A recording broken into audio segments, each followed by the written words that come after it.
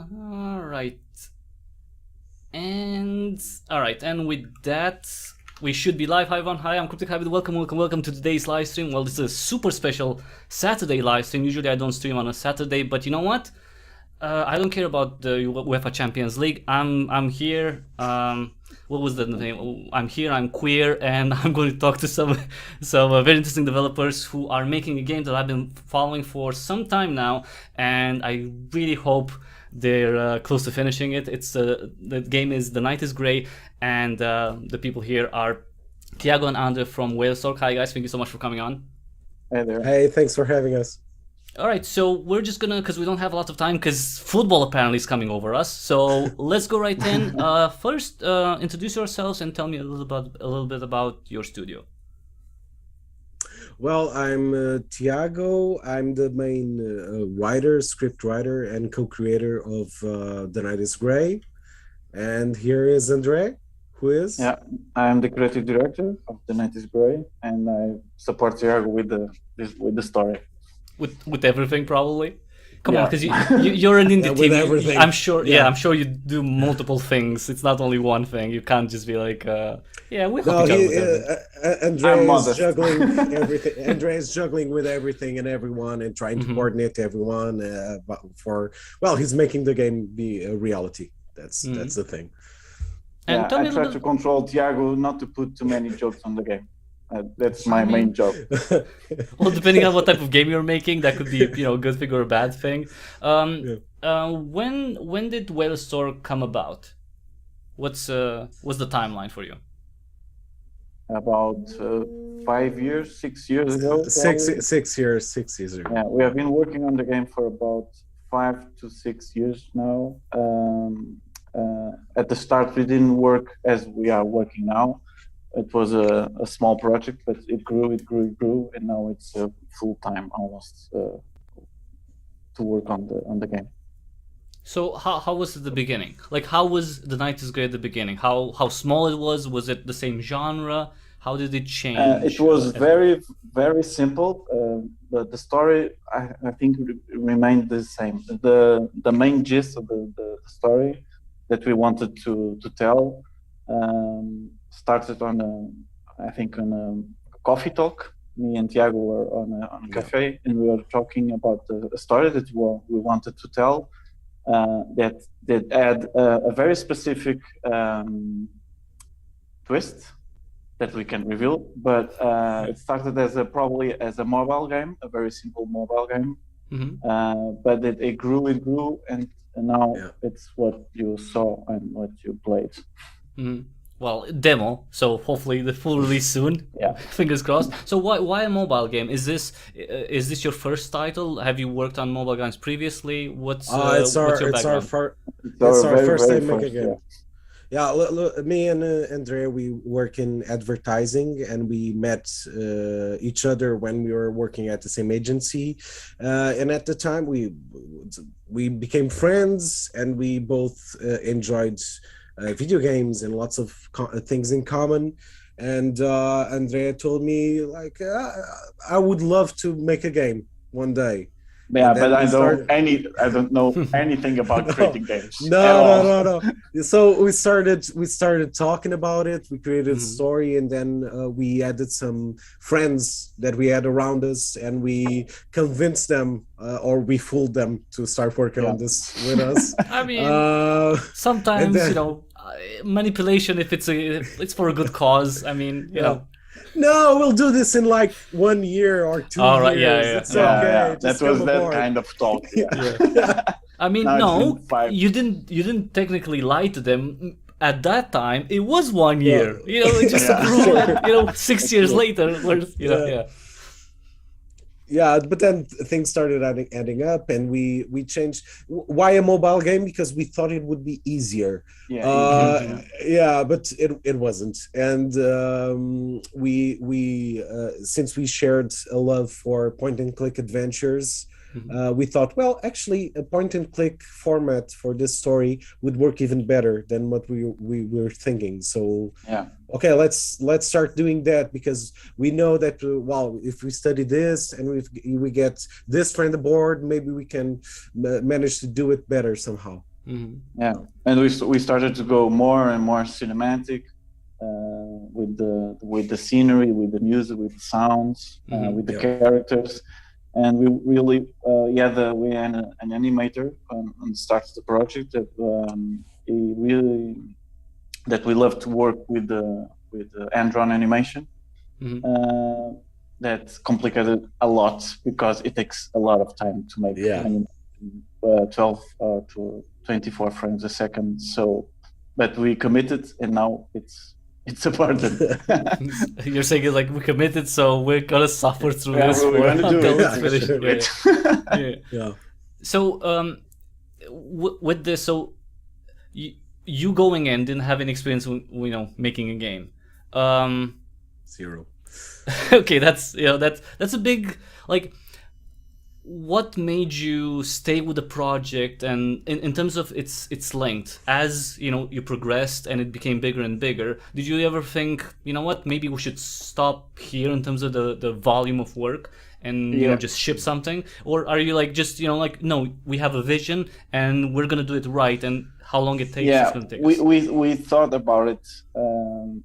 We thought about cutting parts of the game because we noticed it's going to take a lot of years to complete it. But taking part of the game, it means taking part of the story, and we didn't want to lose any part of the story because every part of the story is very meaningful. So we decided to keep it and keep going and just finish as always we wanted to be. Right. And that's why indie games are awesome. That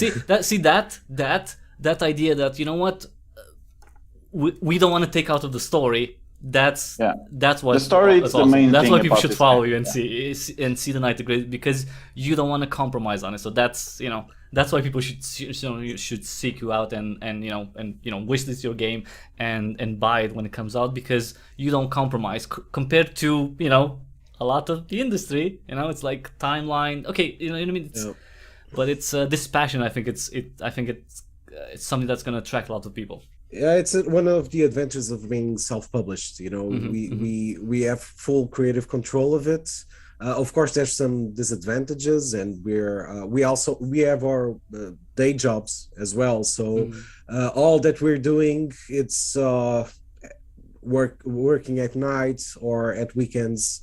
So that's not a big advantage because we don't sleep a lot, but we have full creative control, and we're only going to finalize the project when we feel 100% confident that it fits our vision. So. Now, for people who don't know your project at all, I've been following for a long time. It's you can wake me up at 2 a.m. It's like, Night Grey? Yeah, I can tell you about a few things about it. A quick elevator pitch, 30 seconds, what it's about for people who don't know you yet. Okay, you're playing as Graham, a man that mysteriously happens upon a forest, and you don't know why he's there, but he's running from something. And meanwhile, he finds an abandoned child inside a cabin. And you've got to survive through the night while he's being chased by some psychotic wolves. Okay, that's a little, that's a little shaming. That's a little ableist to say they're psychotic. They're just wolves. That's, no, but it's, so, that's very fair. So, you saying that, so the game is only in one night. It all takes place in one single night.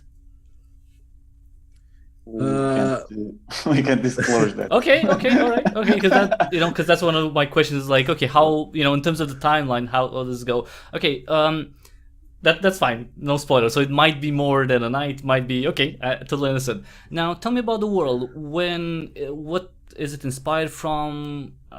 Is it, I don't know, because the game looks quite inspired by our current world, let's say, and our times. So I'm wondering if you've set the game in a specific area, time frame, period. Me and Tiago always talked about setting the game in Canada. We don't know why. We just imagined it in Canada.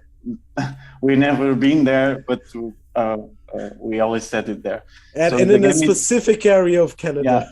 in a specific Very area, and it's it's in the 70s. We don't know Okay. anything about it, but it's in the 70s, 80s. The game is set in. Why that period? What's because Canada? You'll see about it. Oh, in the okay. game later. Okay. Also, it's spoiler in terms of the like the time period is such Well, a There's a lot of commentary that works on the period and the zone where it's happening. Not necessarily because it's Canada, but because of the kind of village, the kind of the population volume that exists there. So there's a lot of commentary about it. Well, the story came first, and then we thought, where would this make sense in the world? And we got to the period and to the location because we had to study a bit about Canada history as well, but it fits that specific time and place. So, well, you didn't take any trips there. It's like we need to do research. It's like we need 5,000 euros to go to to do like scouting in a remote Just part of manage Canada. it. Right. Let's imagine.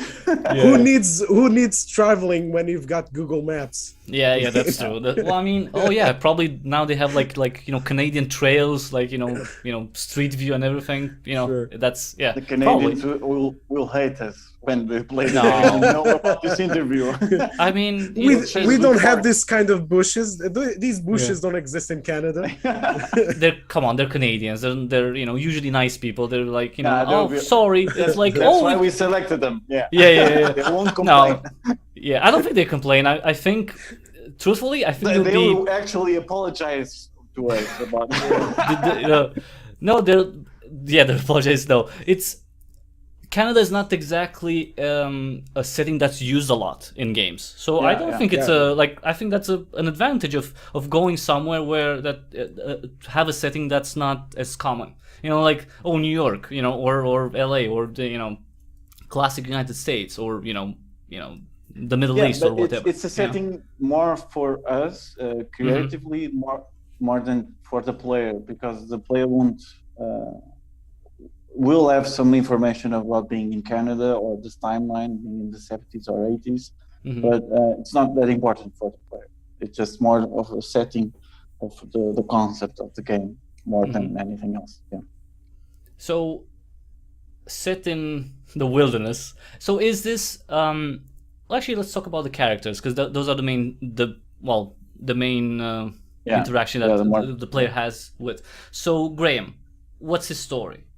What how did he came about? Starting with the tough questions. Without too many spoilers. Like, what is he? Is he just a normal guy? Does he have superpowers? I don't know. Is he dreaming everything? Well, probably you can't say that. But what you are asking was our main goal, is for the player to be engaged in the game and start to have a lot of questions about it's the main character, and you know anything about it. It's very unusual, and in games normally, if you want to go that path, you start with a character that has amnesia or doesn't remember. Graham remembers everything about himself. He doesn't say it, because you're playing as him. You're playing on a specific time of his life. But what the information you gather from the character is when he says about something else, or in a conversation with the other characters. So right, for him there's nothing necessarily odd about himself, so he wouldn't just blur it out like, "Oh, I remember." That's exactly. You have this to is more like this is more like throwing. It's like meeting a person. Yeah. Right. Real life. We're like throwing the player at the middle of a book. At the middle of a book, and then you'll find it piece by piece. And then Graham himself is not he's not the typical adventure game main character. That's all. He's not Indiana Jones. Or anything.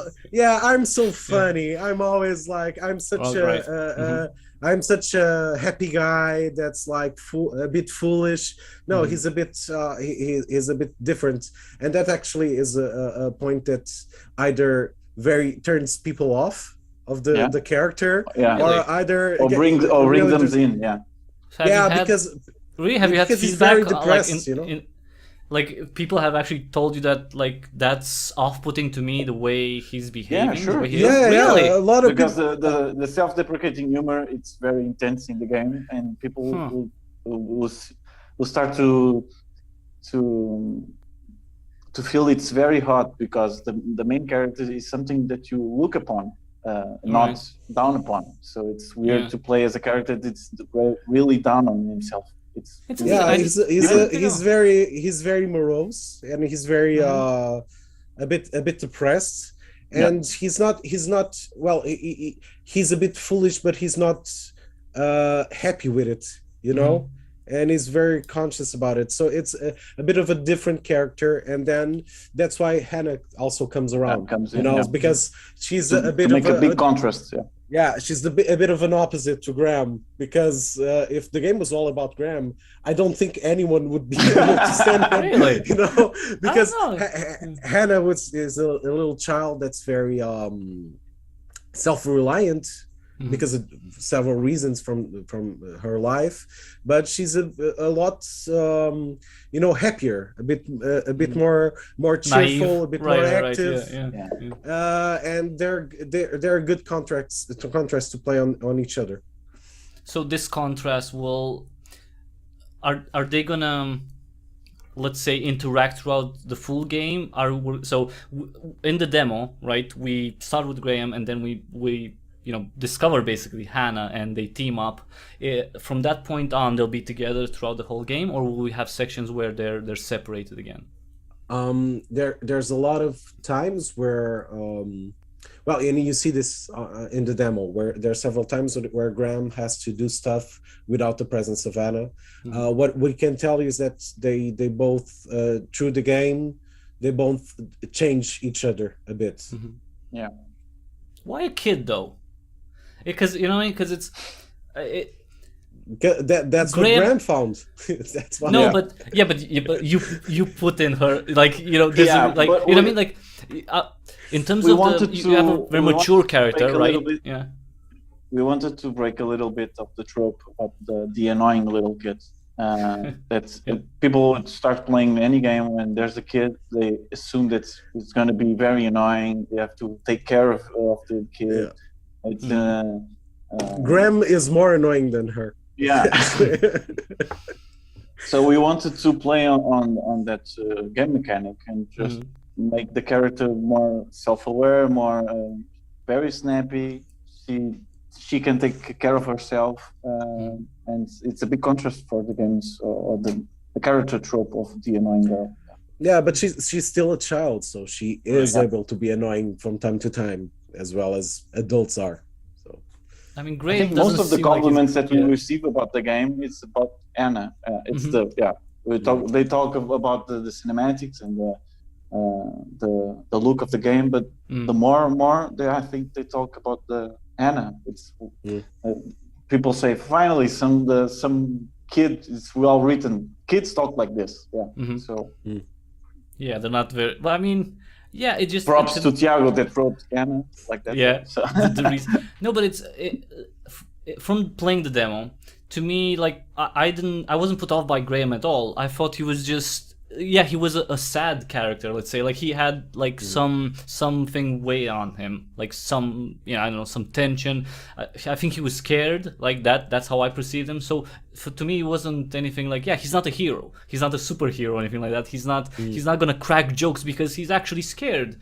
So to me it was like, okay, Graham looks like a very normal character, like not like not I wasn't put off by him. And Hannah, she's like a bright light and everything. Like she's if there's anything, I think she's gonna push him to do maybe certain things that he didn't think he could. Like that. I see her like that a little bit from the demo at least. Like she's gonna be the catalyst for him taking charge when he needs to take charge, because else he would be scared.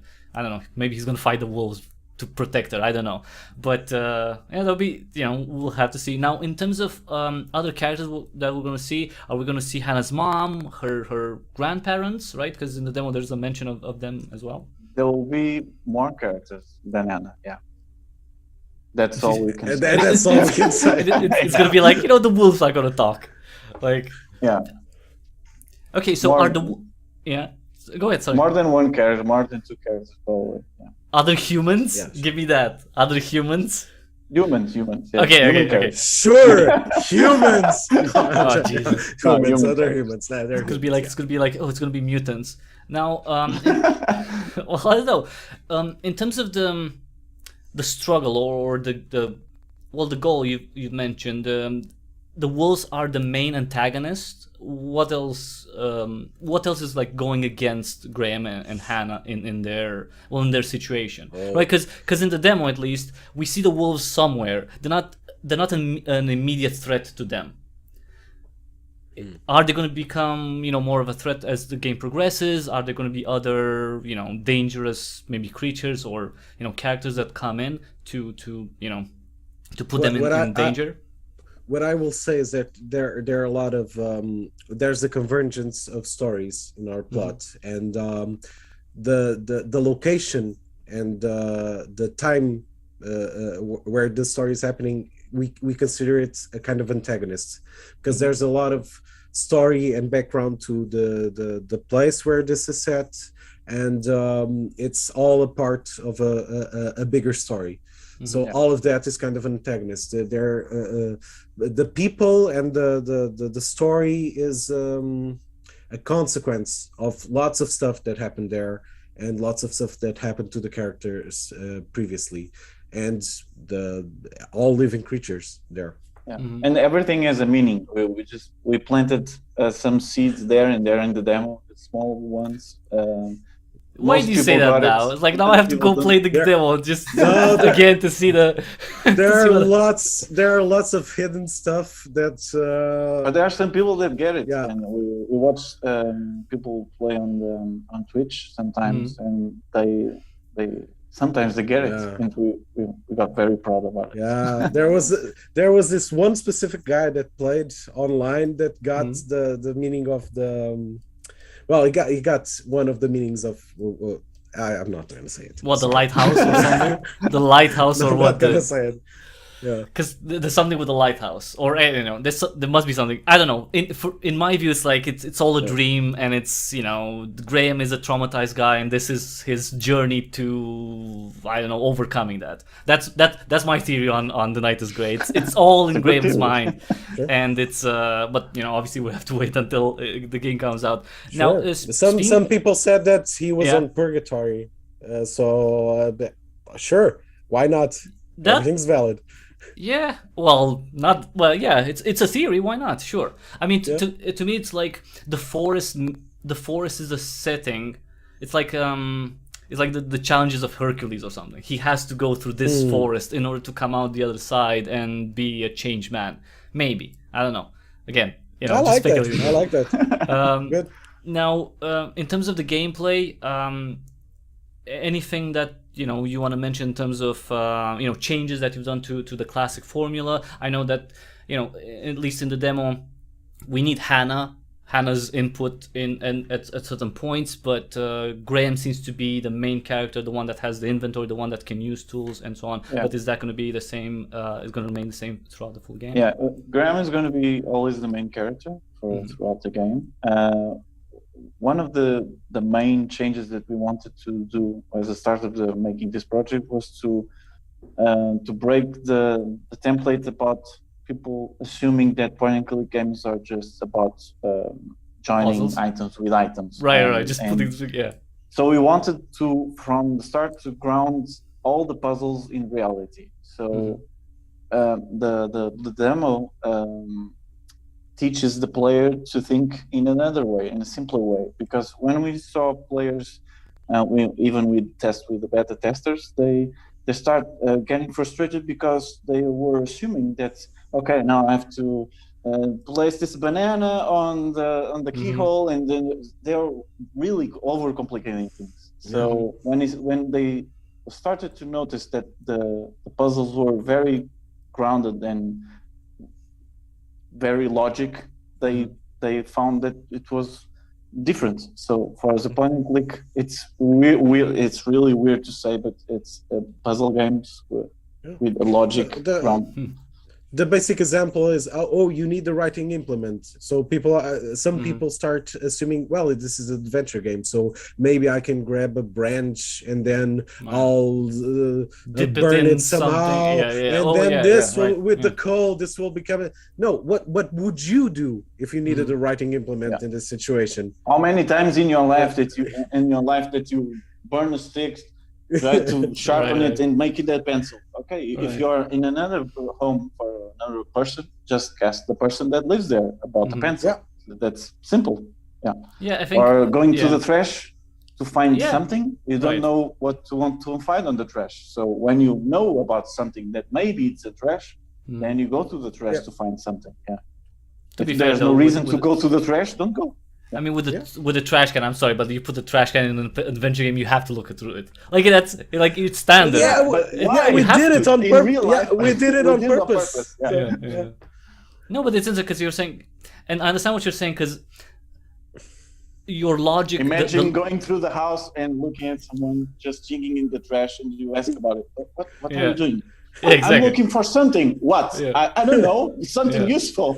Might be I something need a MacGuffin. I need a MacGuffin, please. You know, maybe this is something that you can emphasize, that the logic is based on the rules of our world, whereas in a lot of adventure games, it's not that they're illogical. Their logic is based on which is absurd, but it would still make sense in that setting. Whereas in The Night is Grey, because it's a it has a different world and it's our world technically. Well, Canada. Is Canada our world? Anyway, like that's something that maybe you can emphasize the fact that it's grounded in our reality. Like the puzzles are in this. It's not going to be like, oh, you combine a monkey with a wrench and then you have a monkey. That's which is absurd. It's absurd in our reality, but in an adventure game it might work because of how those are. Now something that you mentioned earlier. Oh, sorry, careful the phone. I fall down. Okay. Something that you've mentioned earlier, and it's probably one of the most striking things about The Night is Grey is the visual style and the artwork, which is absolutely incredible. It stands out in such a big way. Like, did you go through multiple iterations? Did you try different art styles? Why did you go for this one? We went to a lot of iterations. It so started as how was complete, we started as a geometric view of it, like an isometric view, very simple polygon shapes. But for the stories that we wanted to tell, we wanted to be more realistic, so that the player could consume more of the atmosphere.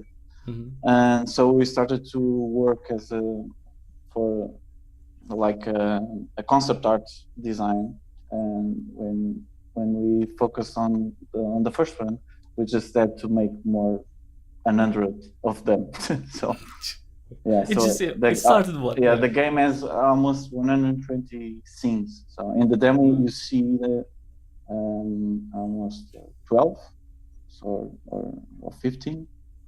So in the full game, 20 times more, 10 times more than that. In the full game.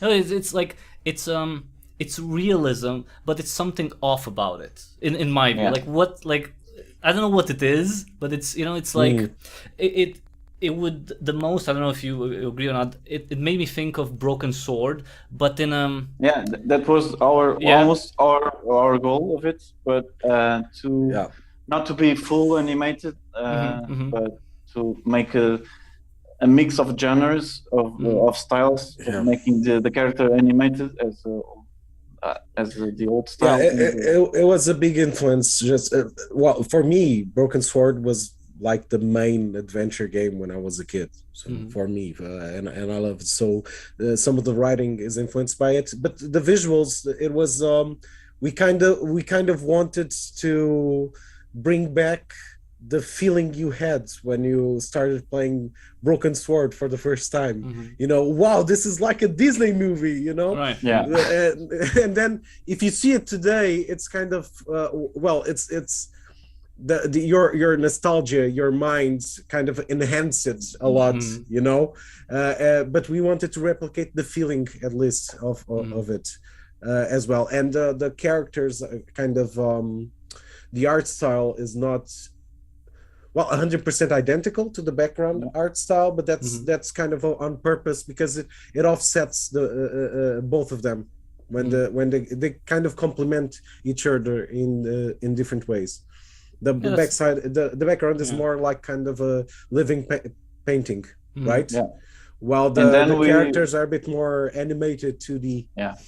And then we went the extra mile, and we started to animate all the scenes. So they are all hand painted and all hand animated frame by frame. So each scene, the movement of the boat, moves in the oceans, moving on the trees, they are all frame by frame.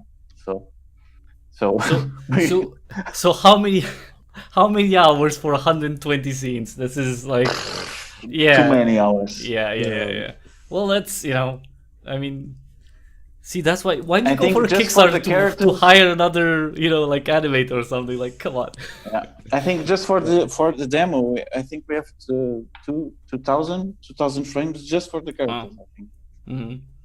I mean, the result is definitely striking, and I know I mentioned Broken Sword, but it's like, it reminds me of that, but it is in its different kind of category. The Night is Grey, so it reminds me of that, but it's like I think it's more realistic looking than Broken Sword. It's a slow burn, Yeah, but it's, I don't know, it's like, it's more, you know, like you compare the movies from the 80s with, you know, the movies from the 2000s in terms of the quality, in terms of the cinematography. I think, you know, The Night is Grey kind of shows like an evolution from, you know, those games from the 90s when it comes to the visual side. Like, it's so sharp, and it's detail, and it's like vivid, and it's dark, and it's like, you know, it's like you can touch everything. It's such a, I don't know, it's a in terms of the artwork, it's, you know, it's amazing, and, you know, hopefully, you know, more people are gonna notice that, because that's the first thing you notice, right? Like how a game looks. So that's you know, kudos to that, because, you know, the amount of work is crazy, but it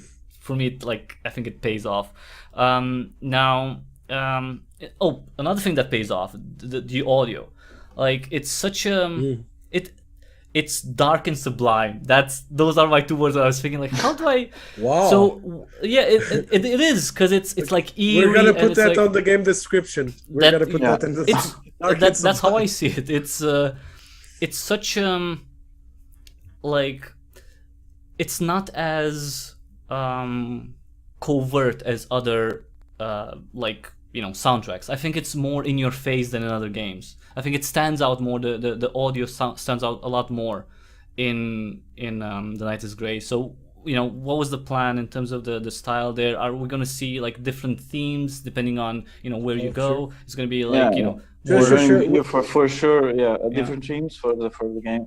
I think the word that I asked the composer was to be more melancholic about through the game. It's like a false melancholy feeling throughout the game, and the music actually changes when you talk to different characters. When you're with Anna, it's very organic. So there's the music for that chapter, and when you talk with Anna or you are near the wolves, the music actually changes. It changes the mood. It's the same music, but some notes change. It's a bit more it's not very conscious, you know, for the player, but some notes start to come in. There. Some instruments change, actually, whether Graham is alone or talking with Anna or near the wolves. So there's a lot of stuff happening there. We're very lucky to have very talented friends working with us, and Bruno actually is recording every soundtrack, every song.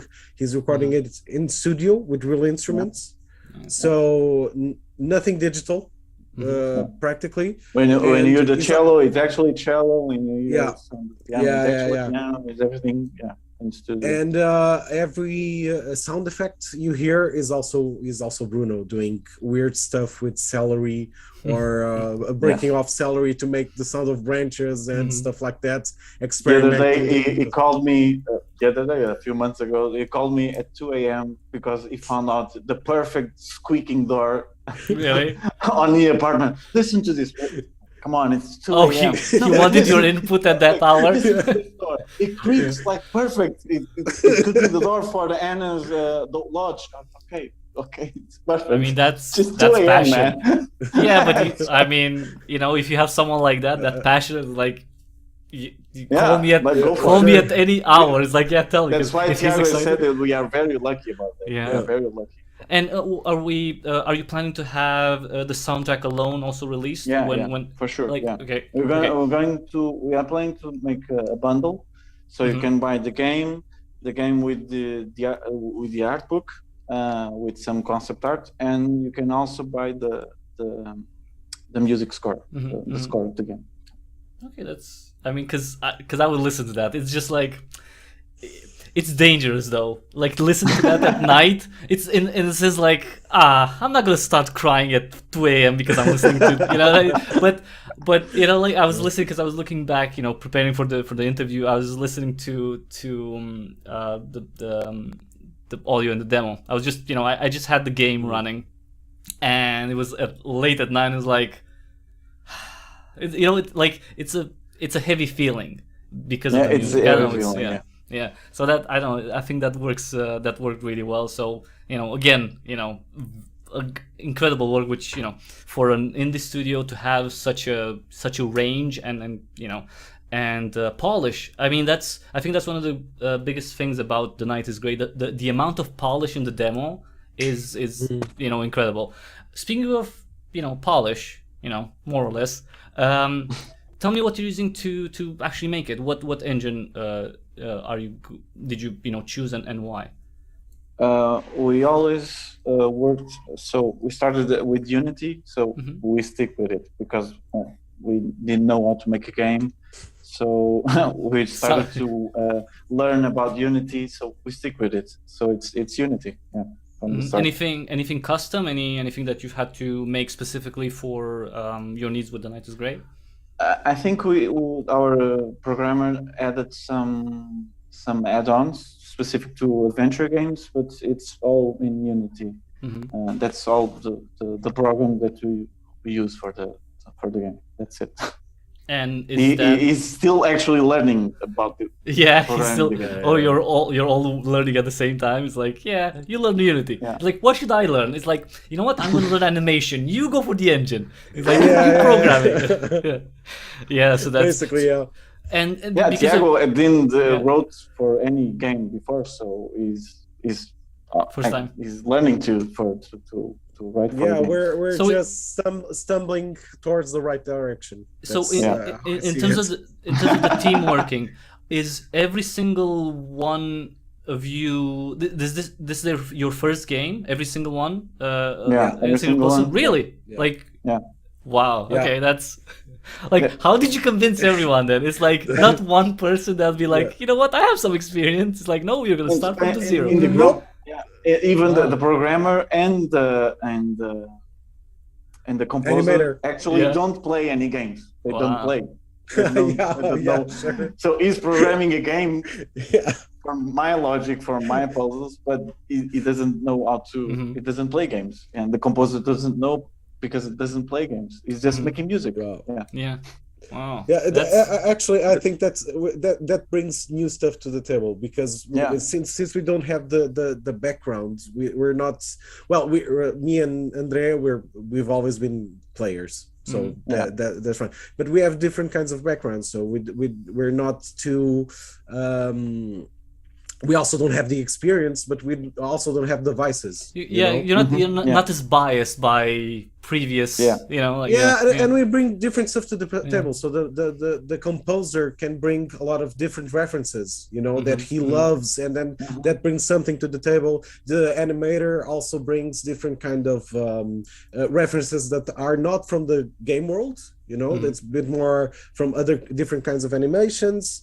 We can also say that about the backgrounds. The backgrounds are very inspired by movie concept art. You know, even the technique that Andre does to make the art is very Hollywood concept art stuff, and also the writing is inspired by lots of different stuff. So we had a bit of a hard time during our first 1 year, 2 years to figuring out what to do with what.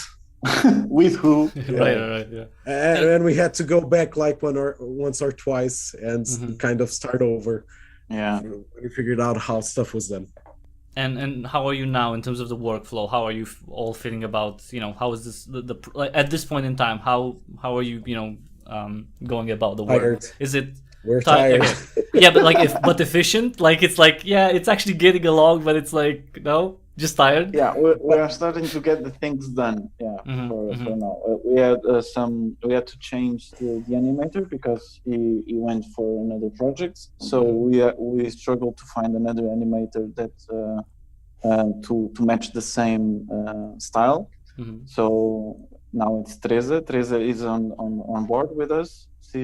So now that we have all the old team together again, so we are going for the finish line. Speaking of finish line, so because of Unity, that's well, not yet. No. I mean, it's it's your timeline. You can estimate, but let's talk about plans, right? Because plans are they can change, but still there's plan. No, in terms of the plan may change. In terms of the platforms, plan is to release this. Oh, this year, really? Okay. Yeah. 2022. Are you sure? Like, you want to commit to that? No, we are not committing. The plan is 2022. It can change, but it's so.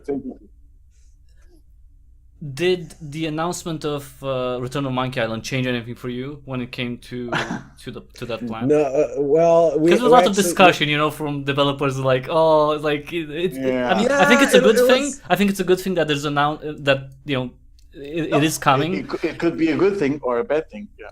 I think it's going to be a good thing because it's like, again, it's more eyes. I'm going to be optimistic about it. I think it's a good thing. And I understand how it comes from developers. Like, I think the announcement came too close to the planned release. And I think that's, like if it was announced like a year and a half, I think people, like other developers, would have had more time maybe to kind of understand it, to maybe plan things out a bit more. But now they kind of just came in like, September, but Monkey Island is so important in this genre that if the game releases and if it's actually bad, I don't think it's gonna be that bad. We mediocre, hope so. That it's not gonna be bad for sure. Yeah, I don't think if it's bad or it gets some bad reviews, people remind that's why they don't like point and click games and try to avoid the other reviews. Yeah, we actually had a conversation about this, and we were imagining possible headlines. The worst case scenario. Okay, give me a few. Because we can. So Monkey Island is the proof of why indie games are dead. So adventure games are dead. And this would be terrible for us, It's not, it wouldn't be cool. After 5 to 6 years working on this, and they'll release the Monkey Island, it's not good. So it's not influencing our timeline, but we did talk about it for sure. Yeah, but we did talk about it, and how funny would it be if this burned our whole game? You know what? No, first of all, I would be more optimistic. I think it's going to be, a plus. In terms of the quality, I mean, I don't know. It's 2022, and it's like there are different expectations. It's a lot different than late, 80s, early 90s. It's a very different world right now. There's a lot more, I think people are going to be more critical now, and they should be, because it's a different time. It's like we have 30 years of adventure games. You can't come up with the same crap as in the early 90s. I don't think that's going to be the case, but I think it's going to be more critical. Well, ideally, it would kind of bring it back to the spotlight, and that would be very good to us. But I don't know. I remember some kind of a bit of hype around Broken Age. You remember Broken Age? Yep. Yeah. Yep. And then it just fizzled out, and because they broke it into two parts, and then I think it never really it was a lot of excitement. I don't think it from what I saw at least, it was people were too excited about it and it didn't reach that, and because it was broken in two parts, it wasn't like people didn't really go through this whole story in one go, and I think that hurt it. Are you writing something down? No. I think my phone is about to die with the battery. So. Sorry. Then let's go. In terms of the platforms, what are you thinking? So I believe PC and Switch is something that you're you have announced already. Anything? So those are the release platforms that you are planning for. Well, for now, PC and Mac is going to be PC and Mac is going to be the main release, and then we will adapt it to Switch. Oh my God! It's fine. This is why it's live. This is why it's awesome. And then we will adapt it for Switch. And we don't have funds, so we're doing this as we go along. Some personal investments for sure we're doing besides our time and skills, but then according to how the game goes, we intend to implement more stuff around it. So more localization, more languages, maybe even adapted to other platforms. It all depends on how it goes along. And have you had any contact with publishers interested in bringing the game? So many, really? Too many. Are you sarcastic right now? Almost no. Every day. Wait, really? Okay. Yeah. Okay, so why don't you have a publisher? And why? Okay, no. Why don't you have a publisher already? And you're both in a beta, just partying and hey, we're developing a game. I just took a break from work and whatever. Creative control. Those are that was the base. Were they really the deals that you talked about with publishers were really that really? Yeah. Okay. They go there because they want to make the game as profitable as possible, and even if the adventure point and click game is very niche, they try as much as possible to be more rentable and more profitable as possible. Yeah, I mean, obviously that's not a bad thing. It's just what are the compromises? Are you going to make a different game just because it's going to make more money? Then it's not an adventure game anymore. it might not be. It's that's weird to me. I think we're going to get more promotion, but we are going also to get 30% cuts from the profit. So one thing. Tell me one thing that without naming names, with that obviously something that a publisher told you to change about The Night is Grey. One thing. The font. Change it to a pixelated font. Yeah. Really? Are you kidding me right now? That's true? No, like a pixelated font, like Revenge of the Tentacle. Like something like what? More like that, more classic. Yeah, sure. Yeah. Okay, I want to. Okay. After this, you're gonna give me the contact for that person, because I don't think I mean I don't think they understand how imagery works. Because The Night is Grey looks a certain way, and if you put pixel font in it, it looks like crap. It doesn't make any sense. Insisted, but wow. they actually insisted. Jesus, that's absurd. I'm sorry. And the designer that made the font, we found the font and we started implementing. So we contacted the creator, and she said she sent us an email and go for it. I won't charge anything. Wow. Just send me the game when it's done. I won't charge anything. Wow. Yeah. Wow, that's awesome. We are very lucky about that. So we are sticking with that font. The font stays in.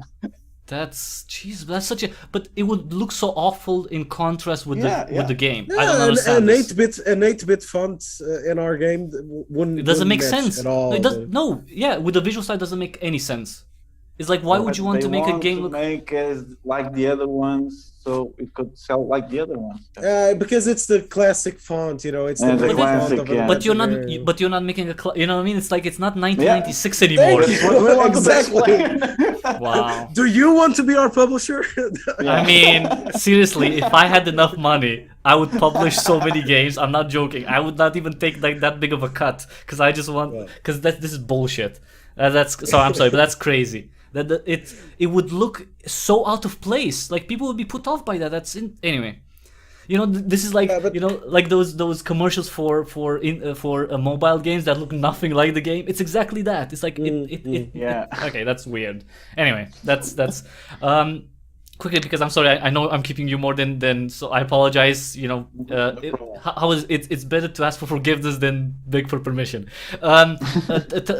Any demo feedback? Like, what was the response? You know, from regular people, from press. Like, what you got so far with the demo, which is, you know, quite yeah. I think 99% it's good. So we are very pleased with the reception of the game. Yeah. Yeah, lots of people figured Lots of what we were praise, going for, like About the characters, the about realism. the art. Mhm. Yeah, the music. puzzle. Mainly, we're very happy for that people got what we intended with the puzzles, because we did build it. Andrea did build a lot of the puzzles for the demo to kind of educate the player, because lots of people come to a point and click game with a kind of expectation, well, you know, gamey logic and stuff. Right. And the trash can that you mentioned, it's there for a very specific purpose. We want to educate the player, so we play with those expectations, and they learn that, well, this is not like other point and click games where, of course, the trash can, you gotta explore it. No, you only explore it when you really have to.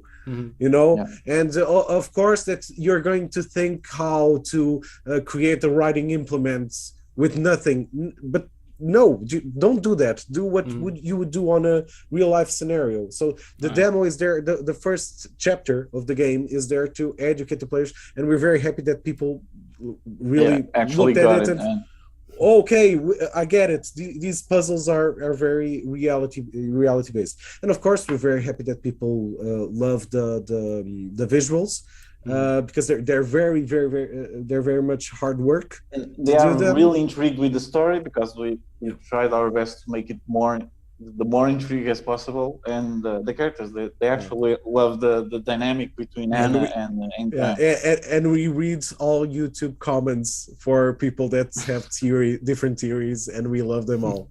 We love all the theories. Okay, so for everyone watching, just make more theories. Just spam. Spam Whalestork with theories about what's going on, and you know what? One of you is maybe going to be right. Who knows? Maybe. Not yet.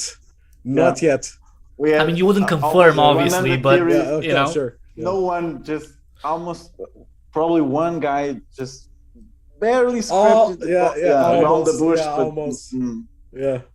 Okay, what is it, that the forest is the actual character, and they're all like puppets in the forest game? I don't know. I mean, because that's the thing. Like, the forest seems to be an entity in the game, so it's its own. For sure. I don't know, because it's not a character per se, but it's its own thing. Kind of like, you know, it's not just the setting; it's alive to some extent. At least to me, that's how it felt from the demo. And that's, so, you know, I want to see if it's true or not. But you know, that's gonna be so. For people who want to support you, want to find out more about The Night is Grey, like where can they how can they do that? Where can they find you? Please wishlist on Steam. Is that the biggest thing? That's the main thing. That's the main thing, because it costs you nothing, and it really helps us out with the algorithm and to make the game go towards be seen by more people. So that's the main thing that helps us out. We're also on Twitter at Whalestork Games. You can interact with us, talk with us. We might not come back to you as soon as you'd wish, because we're working on the game, and we don't have a lot of time for social media these days, and that's mainly it, I think. Okay, are you participating in the Steam Next Fest? I mean, you have the demo out already, so what would be the difference, right?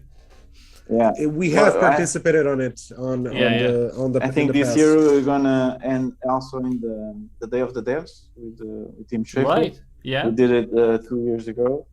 So I think this year it's the year that we just released, so it's like we're done. Going to release the game. We shut up and work. Shut up and work. Okay, so last thing, any games that you are looking forward to or are playing at this point? I'm gonna assume that you're not playing much right now because of work and having to. Yeah. But anything that you're looking forward to that's announced or coming soon? Even if you wouldn't play it because you don't have the time, it's like, you know what? I would, if I could stop time, I would try that. No, I'm going to play the Monkey Island for sure. Yeah. Yeah, me too. Me too. Right away, wait. I don't have an option. We have to play it, right? What do you think about the characters? Because that's like, to me, it's like I really like the artwork of Return to Monkey Island. I don't know if the characters are. To me, they look weird. I don't know. I don't know what you think about it, but to me, like that's the only in terms of the criticism, that's the only thing that to me it looked weird. I read about the backlash, but I think he responded well about it because each game has the different style of his own. So if you think about it, for the first one and the second one. Oh, I know we don't have your camera. We lost him. He doesn't have any. His voice. We lost it. Oh no! Oh, he doesn't have. Run out? He probably run out. It's my fault because I kept it for too long. So just a quick run. It's okay. He as soon as he has like another 1%, he can come back. For people watching, there are links in the description below if you want to follow Whalestork. I have their website. I have, I believe, the Twitter, and like they mentioned, very important, wishlist the game, because that's going to put it higher up and more people are going to discover it, basically. More people who are interested in this genre are going to discover it, so definitely wishlist it. There's a link in the description below to its Steam page, and you can just do that. It's just one button, so it's it's going to be very, very quick and fast. He can join if he can, just so we know. Okay, let's wrap it up because it's been and we have to start watching the game. I don't know if anyone's watching the game. Any closing words? Thanks a lot for having us, and wishlist on Steam. Wishlist, please. Yeah, that's the biggest thing, right? That's a big thing. Is right. It is a big thing. It's a huge thing, and a lot of people are emphasizing that to and one of the biggest thing. Yeah, I'll generalize it to any indie game developer any indie game that you find interesting. Well, just wishlist it. Wishlist it. It makes a lot of difference, really. Right. It does. So definitely do that. But specifically for the night is great because if they get a lot of that's motivation. If they get more wish lists, that's motivation to finish the game, and I can play it already this year, and I can see if my speculations are true or not. In terms of me, I'm gonna go quick because just follow me, subscribe, all the good stuff, and it's I'm not gonna even mention locals. Everyone's on locals anyway, so I'm kidding. It's not. Locals is like a Patreon alternative, and I'm on there, so it's like I'm trying to plug that, but it's fine. Okay. Just subscribe, check out the back catalog for more stuff, and definitely the most important thing, follow Whalestork and wishlist the game because it's very important. They've been working for such a long time on it, and they're passionate about it. They're not compromising. They're not putting ugly fonts on their game just to get a little bit of extra money and support. So at the very least, you can check out their game, wishlist it, and get it when it comes out. Thank you again. And by the way, don't leave the. We're gonna leave. Like we're gonna go, but just don't leave the chat. You said okay. Sure. Thank you, Tiago, and just take us out. Anything. Bye.